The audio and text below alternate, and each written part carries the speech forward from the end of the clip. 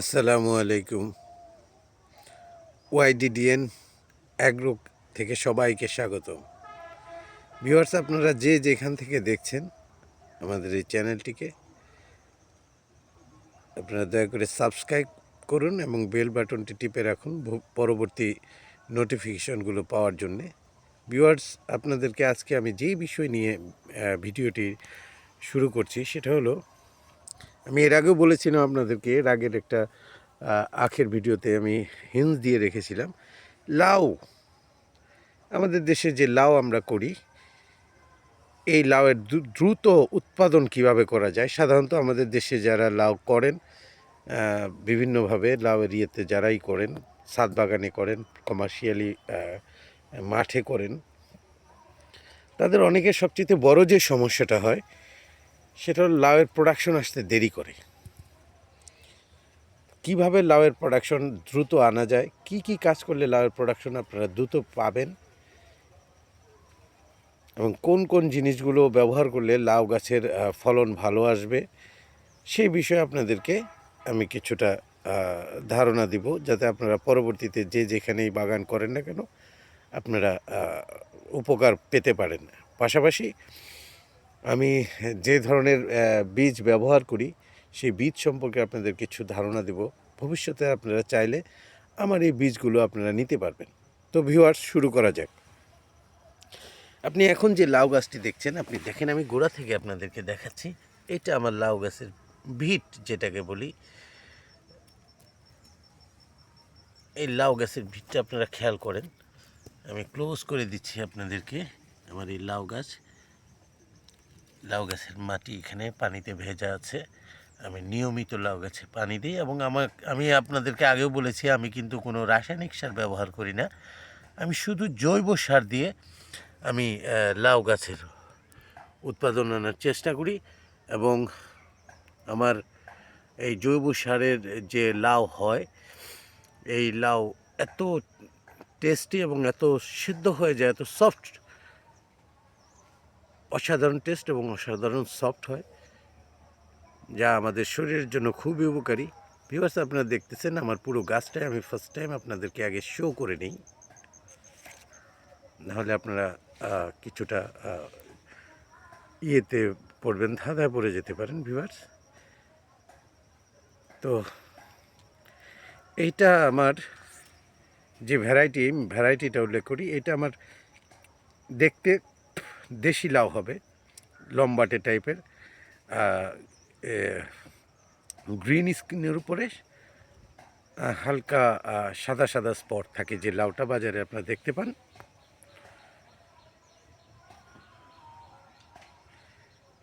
এটা সেই জাতের লাউ। এই জাতটার নাম হলো তায়েফ। এই জাতটা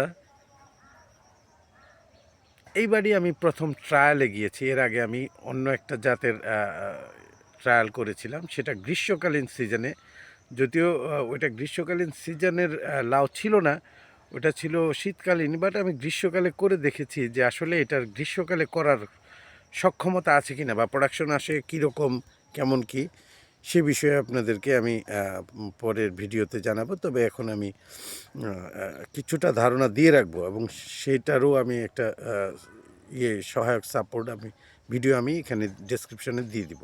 তো ভিউয়ার্স, আমার এই গাছের বয়স হলো, এই মুহূর্তে আমার এই গাছের বয়স হলো 37 দিন, 37 ডেজ।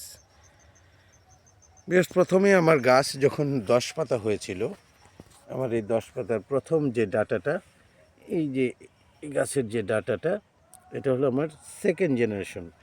এটা সেকেন্ড জেনারেশন। আর এই যে ডাটাটা দেখতেছেন, মেইন স্ট্রিমের যে ডাটাটা, এটা ফার্স্ট জেনারেশনের ডাটা ছিল। ভিউয়ার্স, এখানে আপনারা একটা জিনিস খেয়াল করে দেখেন, এই ফার্স্ট জেনারেশনে আমি যে কাজটা করেছিলাম,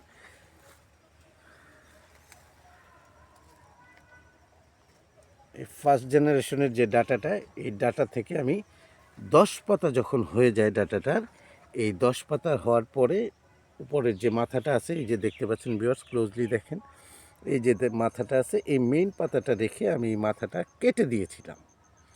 কেটে দেওয়ার পর যেটা হয়েছে আমার, দেখেন, এই একটা, এই দুইটা, এই তিনটা, এই চারটা, এই পাঁচটা, এই ছয়টা এবং ওই পাশে একটা আছে, এই 7টা জেনারেশন বেরিয়েছে।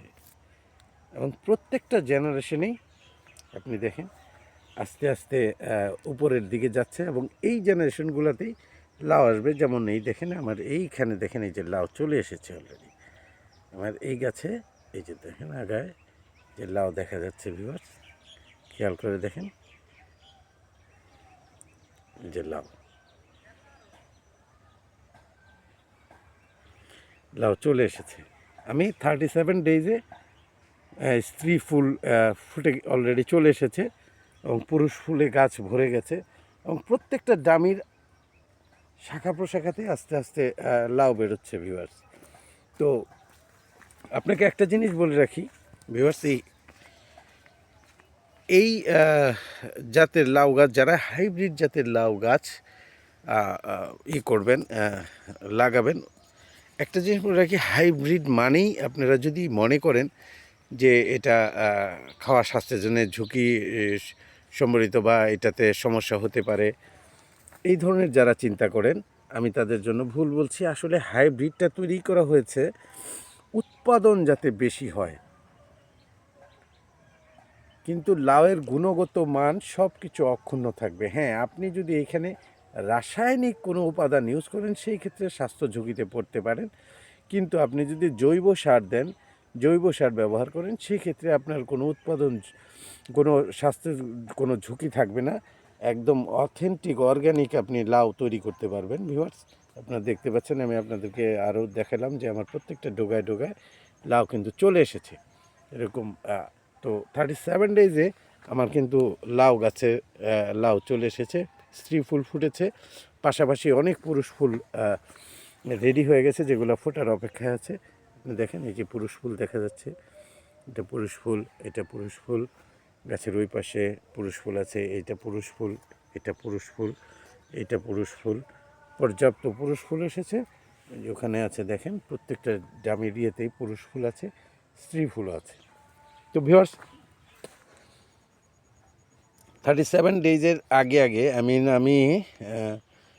লাউয়ের গাছের বয়স যখন 25 দিন, এই 25 দিন সময়ে আমি কিছুটা নার্সিং করেছি। যেমন আমার মূল যে ঝাড়টা ছিল বা যে ইয়েটা করেছিলাম লাউ গাছের জন্য, যে ঝাড়টা তৈরি করেছিলাম, এই লাউ গাছের ঝাড়টা তখন ছোট ছিল এবং এটা চারদিকে আমি আবার নতুন করে জৈব সার, যে জৈব সারগুলো আমি ব্যবহার করেছি আমি আপনাদেরকে বলে রাখি। আমি গোবর, শুকনা গোবর ইউজ করেছি, পাশাপাশি আমি ইউজ করেছি চা পাতা, এবং চা পাতার সাথে আমি কিছু পটাশ এবং নাইট্রোজেন সাপোর্টের জন্য কিছু কলার খোসা এবং কিছু ডিমের খোসা, আমি ক্যালসিয়াম সাপোর্টের জন্য কিছু ডিমের খোসা ক্র্যাশ করে আমি এটার সাথে মিক্স করে আমি সার তৈরি করেছিলাম। সেই সারটা আমি এখানে দিয়ে রেখেছি এবং আমি 10 পাতার পরে প্রথম মাথা ইয়ে করে দেওয়ার পরে, কাটিং করে দেওয়ার পরে আমি আস্তে আস্তে ডামিতে ভরে গেছে এবং আস্তে আস্তে এই 25 দিন পর থেকেই মাথাগুলো বের হতে শুরু করে এবং আস্তে আস্তে লাউ গাছের লাউ চলে এসেছে ভিউয়ার্স। তো আমি আপনাকে দ্বিতীয় আরেকটা গাছ দেখাচ্ছি ভিউয়ার্স। আমি সবগুলো গাছ একই ডেটে লাগিয়েছিলাম এবং একই সাথে একই রকম নার্সিং করি ভিউয়ার্স। এখানে দেখতে পাচ্ছেন, এই যে আপনাদেরকে দেখাচ্ছি, আমি দেখাচ্ছি আপনারা এই দেখেন আমার লাউয়ের ফুল ফুটে যাবে যে কোনো মুহূর্তে। এবং এটারও কিন্তু আমি 10 পাতার পরে আমি ইয়ে করে দিয়েছিলাম, কাটিং করে দিয়েছিলাম এবং কাটিং করার পর ডামি হয়েছে এবং প্রত্যেক ডামিতেই ভিউয়ার্স আপনারা দেখেন কত লাউ এসে গেছে ইনশাল্লাহ। এবং এই ডামি যত বাড়বে প্রত্যেক ডামিতেই আপনার লাউ ধরে আসবে। এই দেখেন এখানে লাউ আছে, এখানে লাউ আছে, এই যে দেখেন লাউ আছে, এখানে লাউ আছে, এখানে লাউ আছে। এটা 37 ডেজে লাউ কিন্তু প্রোডাকশনে চলে এসেছে এটা গ্রীষ্মকালে যখন আপনি করবেন এই প্রোডাকশনের ডেটটা একটু লংলিভিটি হবে। 37 ডেজ থেকে এটা 42 ডেজে গিয়ে আপনি হয়তো প্রথম স্ত্রী ফুল গাছে দেখতে পাবেন, পুরুষ ফুল দেখতে পাবেন। এটা আমার দ্বিতীয় একটা লাউ গাছ। তৃতীয় আরেকটা লাউ গাছ আপনাদেরকে দেখাচ্ছি। এটা সেম ডেটেই করা, যদি এই গাছটা একটু কম বেড়েছে এবং এখানে 3টি গাছ একসাথে দেওয়া আছে, যার কারণে এখানে একটু ধীর গতিতে বেড়েছে।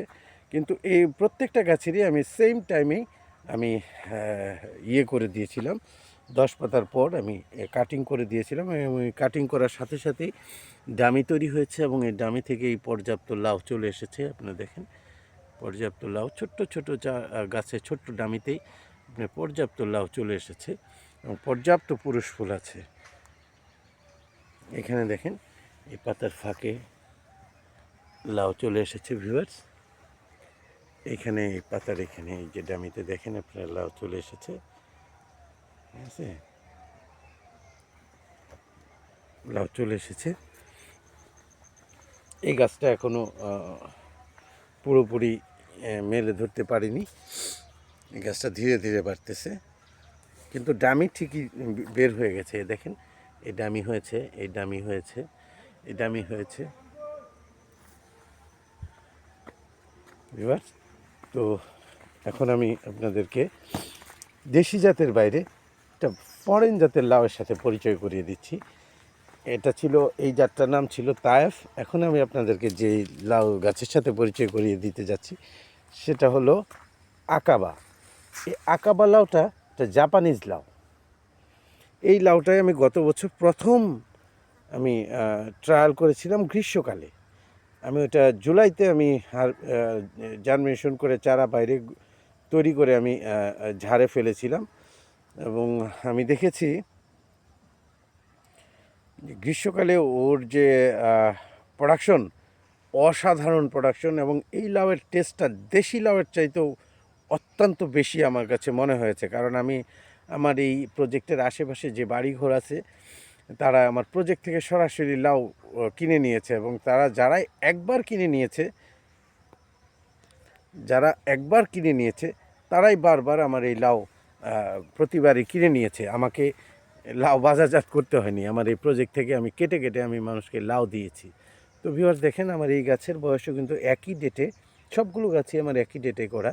এবং এখানে আমি যখন 10 পাতার পরে আমি যখন কাটিং করে দিয়েছিলাম, আমার এই কাটিংয়ের ফলে দেখেন আমার কাটিংয়ের ফলে এখানে ডামি বেরিয়েছে। এবং এই দেখেন আপনাকে একটা মজার জিনিস দেখাই, এই খেয়াল করে দেখেন এই ডামির অগ্রভাগে একটা লাউ বেরিয়ে গেছে, দেখেন ছোটো লাউ বেরিয়ে গেছে। এই যে এখানে লাউ বেরিয়েছে, খেয়াল করলে দেখতে পাবেন এইখানেও লাউ এসে গেছে ভিউয়ার্স, লাউ ধরেছে, এই যে লাউ ধরেছে দেখেন ভিউয়ার্স, স্ত্রী ফুল ফুটে গেছে প্রত্যেক ডামিতে ডামিতে। যেখানে দেখেন স্ত্রী ফুল চলে এসেছে, এইখানে এই দেখেন স্ত্রী ফুল চলে এসেছে, পুরুষ ফুলের পাশাপাশি স্ত্রী ফুল চলে এসেছে। এখানে যত আপনি 10 পাতার পরে আপনি কাটিং করে দেওয়ার পরেই দেখবেন একের পর এক ডামি বেরোবে এবং প্রত্যেকটা ডামি 5 পাতা হয়ে যাওয়ার পরে যদি আপনি আবার কাটিং করে দেন আরেকটা জেনারেশন তৈরি হবে এবং ওই জেনারেশনটাতে এত বেশি ফুল আসবে। এই দেখেন এখানে ছোট্ট ফুলের অস্তিত্ব, লাউয়ের অস্তিত্ব দেখা যাচ্ছে, দেখেন খেয়াল করে ভিউয়ার্স।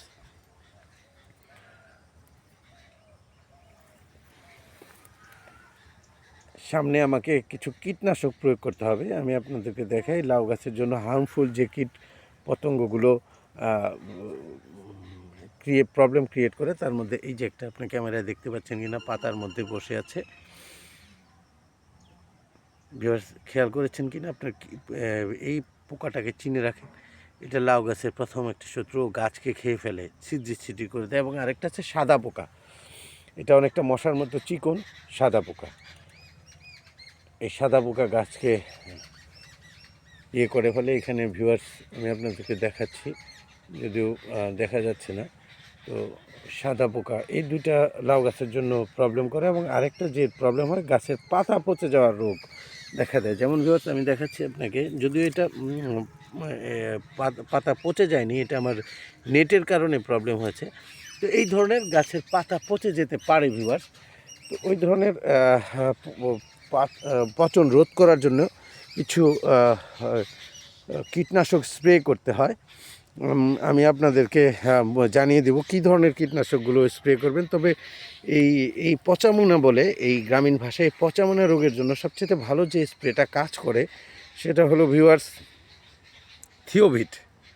থিওভিটের মধ্যে আপনার সালফার রয়েছে, পাশাপাশি ম্যানকোজেব আছে এবং কিছু ভিটামিন মিনারেলস আছে গাছের রোগবালাই প্রতিরোধের, পাশাপাশিও ভিটামিন সাপোর্ট দেয়। ভিউয়ার্স, আমি আপনাকে জাপানি লাউয়ের দ্বিতীয় আরেকটা গাছ আপনাদেরকে দেখাচ্ছি। এটা আমি 10 পাতা পর কাটিং করার পরে যে পরিস্থিতি তৈরি হয়েছে ভিউয়ার্স, আপনারা দেখলেই বুঝতে পারবেন।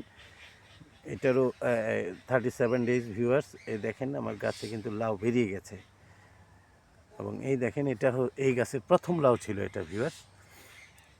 খেয়াল করে দেখতে পাচ্ছেন কিনা জানি না, এটা ছিল প্রথম এই গাছের প্রথম ফল এটা।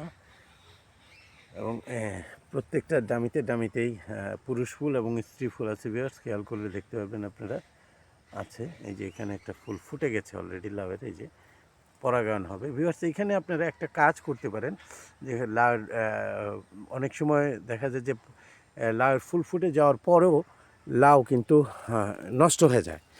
সেই ক্ষেত্রে আপনারা যেটা বলে যে পরাগায়ন প্রক্রিয়াটাকে আপনারা নিজ হাতে করে নিতে পারেন।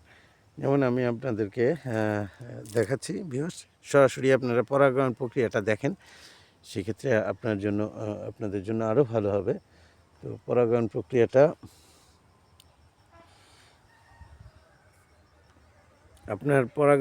জন্য আপনার জন্য যেটা নিতে হবে, একটা পুরুষ ফুল আপনাকে সিলেক্ট করতে হবে, সুস্থ সবল সুন্দর একটা পুরুষ ফুল।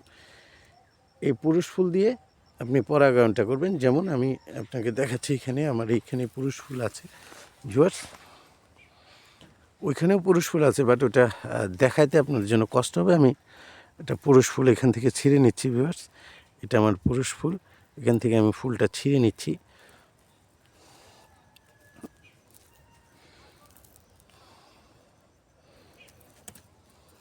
আমি পুরুষ ফুলটা ছিঁড়ে নিলাম ভিউয়ার্স। নিয়ে এটার পাপড়িগুলো খেয়াল করেন ভিউয়ার্স, এটার যে পাপড়িগুলো আপনারা দেখতে পাচ্ছেন, এই পাপড়ির মাঝখানে যে সাদা দানাটা দেখা যাচ্ছে, এটা পুংদণ্ড বলে। এই পুংদণ্ডটাকে আমরা লাউ গাছে ব্যবহার করব। আমি উপরের পাপড়িগুলো ছেটে দিচ্ছি ভিউয়ার্স। উপরের পাপড়িগুলো আমি ছেটে দিয়ে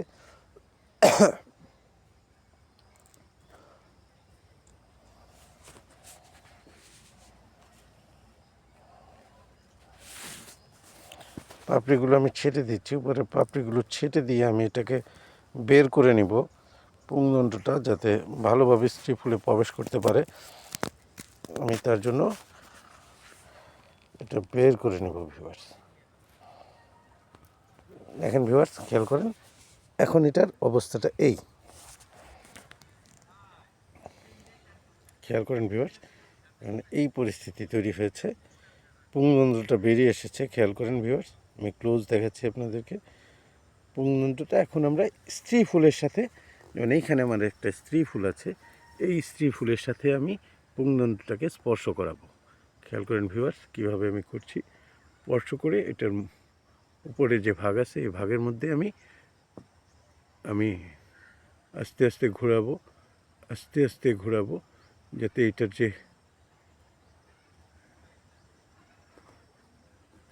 আপনারা দেখতে পাচ্ছেন কিনা ভিউয়ার্স, আমাকে জানেন ক্লিয়ার দেখতে পাচ্ছেন কিনা। আমি আস্তে ঘোরাবো। উপরে ভাগে দেখবেন একটা হালকা পানির মতো বেরিয়ে আসছে ভিউয়ার্স। এইটাই পরবর্তীতে আপনার পরাগায়নটা হয়ে গেল। যেটা প্রকৃতি প্রদত্ত হয়, এটা আমরা অনেক সময় প্রকৃতির বাইরেও আমরা নিজেরা করে দিলে লাউ গাছে দ্রুত পরাগায়ন প্রক্রিয়াটা শেষ হয় এবং লাউটা দ্রুত বড় হতে থাকে ভিউয়ার্স। তো এটাই হলো পরাগায়ন প্রক্রিয়া, আমরা এটা করে দিলাম ভিউয়ার্স। আমার এই গাছেও দেখেন পর্যাপ্ত লাউ এসে গেছে। দেখেন এটা তো ফুল ফুটেছে, এটা ফুল ফোটার অপেক্ষায় আছে। এই যে এটা ফুল ফোটার অপেক্ষায় আছে ভিউয়ার্স। এইখানে বেরিয়ে এসেছে ভিউয়ার্স। এবং এই যে ছোট এইগুলিতে আপনারা দেখেন লাউ বেরিয়ে এসেছে, প্রত্যেকটা ডামিতেই লাউ বেরিয়ে এসেছে ভিউয়ার্স। আমার এই গাছগুলো এখনও কিন্তু জাংলায় উঠেনি, এখনও এটা বেড়ার সাথে নিচে গিয়ে পেঁচিয়ে রেখেছে। তো তারপরেও ফুল এবং ফল দুটাই চলে এসেছে। ভিউয়ার্স, আমার এই পাশটা আমি পুরোপুরি দেখাচ্ছি। এই পাশটায় আমি জাপানিজটা দিয়েছি, জাপানিজ লাউ আমি দিয়েছি এই পাশটা পুরোটাই। আমার ওই পাশে একটা ক্যানেল আছে, আমাদের এলাকার খাল বলি আমাদের এই এই ভাষায়, খাল বলি। এই খালের পাশে আমার প্রজেক্ট। বর্ষাকালে এটা পানিতে ভরে যায়, আমার এই প্রজেক্টের পাড়ে পানি চলে আসে। ভিউয়ার্স, আপনারা এখন যেটা দেখতে পাচ্ছেন খেয়াল করেন, আমার এখানে আপনারা যে গাছগুলো দেখতে পাচ্ছেন, এটা কিন্তু এক ধরনের বাঁশ।